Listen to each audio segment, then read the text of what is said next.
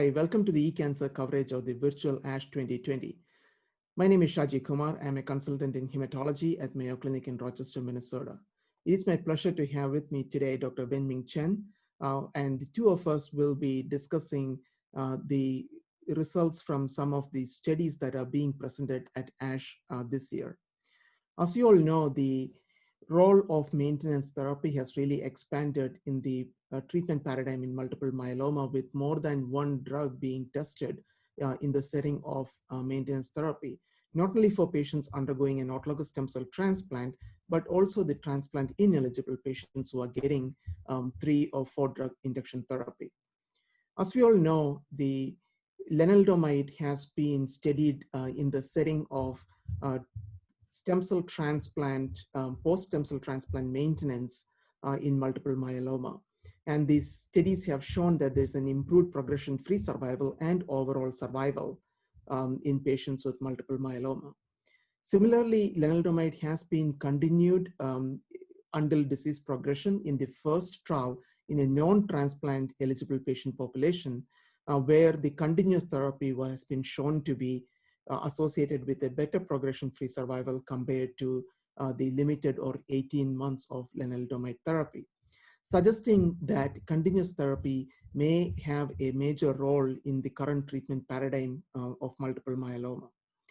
Now, more recently, there are trials that have looked at the concept of using an oral proteasome inhibitor in the setting of maintenance therapy. Now, in the past, there have been limited number of studies that have considered using bortezomib injections as a continued therapy until disease progression.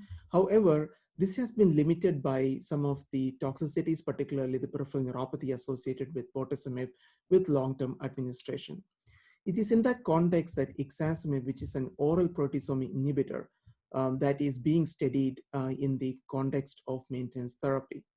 Now, there have been 2 large trials that have been done, both of which have been reported. The first one looked at the role of ixazomib maintenance in the post-transplant setting, and that trial randomized patients after a single transplant to getting ixazomib maintenance versus no maintenance. And that trial showed that there was a significant improvement in the progression-free survival, about 6 months, with ixazomib maintenance compared to no maintenance. Now, it is important to note that the ixazomib maintenance was continued for a limited duration in this particular trial. And another important trial, the results of which and the subgroup analysis of some of which are being presented at the ASH this year, that looked at ixazomib maintenance after non-transplant therapies. So patients who had 9 to 12 months of induction therapy with any regimen could then go on to get ixazomib maintenance versus placebo, and patients were randomized in a 3:2 fashion. And this trial showed that there was a significant improvement in the progression-free survival with the use of ixazomib maintenance compared to placebo. And in some of the additional data that is being presented at ASH, they also looked at the kinetics of minimal residual disease negativity in patients who are on this particular trial. And what they were able to show was that the patients who were MRD positive at the time of randomization to ixazomib maintenance or placebo, who subsequently became MRD negative, had the best outcome, closely followed by people who are already MRD negative and continue to be MRD negative. In contrast, those patients who are MRD positive at randomization and stayed on being MRD positive, those patients had the least benefit or in terms of a progression-free survival. Now, there was another subgroup analysis of the same study that looked at the impact of frailty on the outcomes of this phase 3 trial. And that study particularly looked at how the fit, the unfit, and the frail patients did with the placebo versus ixazomib. And what was clear was when patients received ixazomib maintenance, they all did quite similar irrespective of their frailty status, whereas in the placebo arm, patients who were frail did not do well at all, and patients who were unfit or fit did slightly better compared to the frail patients. So these studies clearly show that there is a role for proteasome inhibitor maintenance in the both in the post-transplant and in the transplant ineligible patients after induction therapy. Now, obviously, none of these trials are looking at one drug versus the other drug, so there are no comparative trials, but the results suggest that an oral proteasome inhibitor like ixazomib could be one way to approach the concept of continuous therapy in patients with myeloma. Now, another interesting concept that has come up is, what if patients were started on a different proteasome inhibitor like bortezomib as part of their induction therapy? Can we switch them to a oral proteasome inhibitor to make the regimen more convenient? And those studies have been done. And Dr. Chen, maybe you want to talk about those before we come back to discussion of these studies. Usually in my centers, the patients from everywhere of the China, and Beijing is the center of the China, and also the patients want to go to the bigger hospital to treatment. And usually the first cycles of the patients very severe, the anemia and the bone pain and also renal impairment, and then we usually use the bortezomib contain the regimen for 3 or 4 cycles treatment, and then the patient is recovery, and then the patient must be come back to their hometown, because the big hospital to come back to their hometown. So I have designed a protocol for the treatment. The first 4 cycles bortezomib contain the treatment, and then the patients usually oral ixazomib contain the regimen to come back for by oral is very the first, and the patients must be stay at the hospital because there is severe syndrome, and then after some cycles of treatment, the patient is recovery and no pain, and the renal is okay,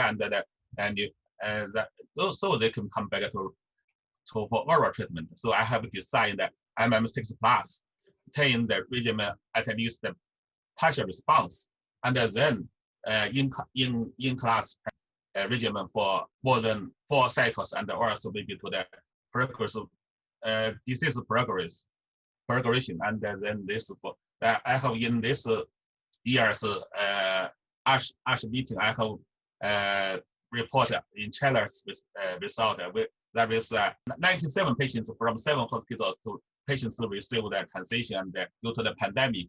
And this is a patient received at least 7 cycles of ixazomib contain the treatment. And the patient is first is bortezomib contain the treatment, and is real world. The patient received that bortezomib contain the treatment 2 to 12 cycles, and then the mean time is that 7 cycles of bortezomib treatment, and then transfer to ixazomib contain the treatment for another 7 cycles. But proteasome inhibitor contain the treatment for 14 cycles, and then the patient achieved around 35% CR and also the SCR. And so in China, the patient is very sensitive to the proteasome inhibitor contain the treatment.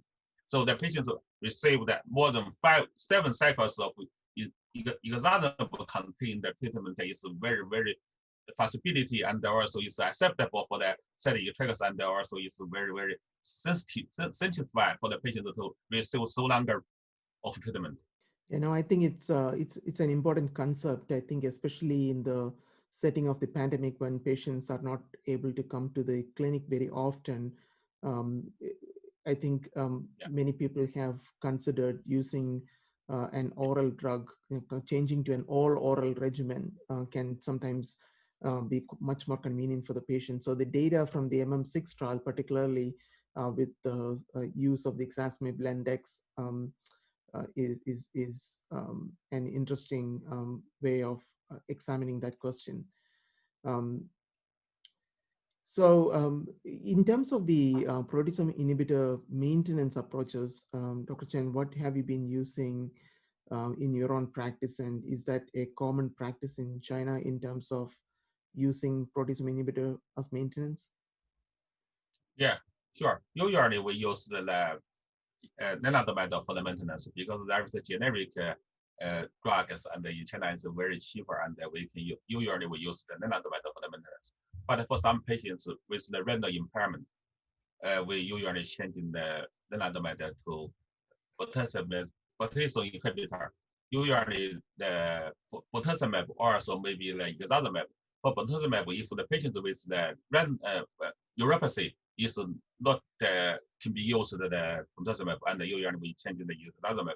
And also for the patients is not very convenient to go to the hospital. If the patient especially for the patients lived in the rural area and it's not very common to go to the hospital for use. In China, there's a policy for the patients for use the lenalidomide that or also proteasome inhibitors. It must be in the grade 3 hospitals. Usually for the county and also for the rural area, the hospital is not grade 3. So usually the patient must go to the bigger hospital for the accept lenalidomide or also the proteasome inhibitors. So if the patient uses the IV or potassium is not a very common use, so usually we change the potassium to the ixazomib for the maintenance.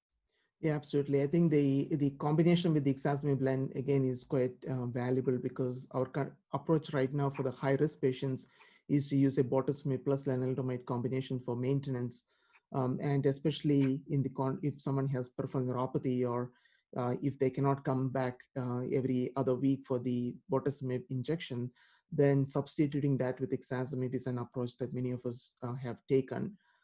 Again, in the context of that combination setting for high-risk patients. As you said, Dr. Chen, we don't also use ixazomib as maintenance routinely. The lenalidomide is the more commonly used maintenance therapy. And the patients where ixazomib tends to get used is mostly in combination with lenalidomide in the high-risk patients. And in those patients who clearly cannot tolerate an IMiD-based maintenance if they have significant skin issues with lenalidomide and so forth. Obviously, there's more data coming with monoclonal antibodies in the maintenance setting too, and I'm sure that will also change how we approach this particular paradigm in the years to come. Anything else you would like to add, Dr. Chen? So usually we use the lenalidomide and also ixazomib for the maintenance for the high-risk patients. And even usually there's a trial for the DARA for the maintenance, but in China, the drug is so expensive and the patients cannot acceptable the price, and so we cannot use the daratumumab for the maintenance. Thank you very much, Chen, for joining us and also sharing your thoughts on this topic. And again, thank you for watching this coverage of the Virtual ASH 2020 on eCancer. Thank you. Thank you.